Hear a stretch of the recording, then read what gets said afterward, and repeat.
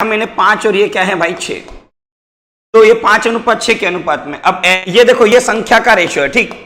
और यहाँ एचसीएफ कितना दिया गया भाई हमें, यहाँ पे एचसीएफ दिया गया कितना 4, तो 4 का गुणा इधर 4 का गुणा इधर किया तो कितना हो गया, एक हो गया 20 और एक कितना हो गया 24।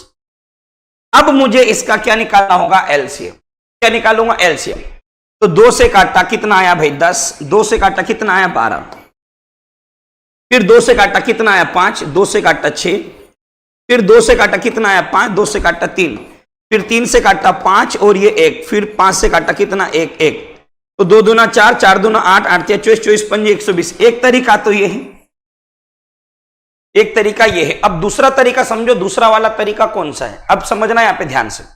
दूसरा वाला तरीका मैं आपको बता रहा हूं, अगर आपको यहां दोनों संख्याओं का रेशो दिया हो, दोनों संख्याओं का रेशो दिया, जैसे 5:6, तो इनका गुणा कर दो 5 × 6, और जो भी आपको देखो ये संख्या का क्या कर दो, गुणा कर दो अगर एलसीएम बोले तो, और जो भी एचसीएफ दिया हो, जो भी एचसीएफ दिया उसका भी क्या कर दो, इसमें गुणा कर दो।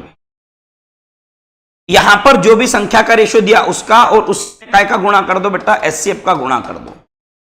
तो एचसीएफ का अगर मैं उसी के अंदर गुणा कर दूंगा तो क्या हो गया, देखो 5 × 30 और 3 × 12, तो आंसर क्या हो जाएगा हमारा 120, तो आंसर क्या हो जाएगा 120, करेक्ट आंसर।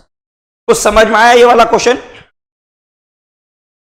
ये समझ में आया नहीं आया, आज तो मैथ्स को फोड़ देंगे यार, भोकरे कर देंगे आज तो पर मैथ्स के। फिर समझ लो, देखो क्या करना, सिंपल तरीका बता रहा हूं। दो संख्या का रेशो क्या दिया गया 5:6, तो गुणा कर दो 5 × 6। जब एलसीएम निकालना हो तो सबका गुणा कर दो। एचसीएफ कितना बोला 4, तो 4 का गुणा कर दो, 5 × 30 और 3 × 12, तो कितना आ गया 120। अरे भाई यही हुआ।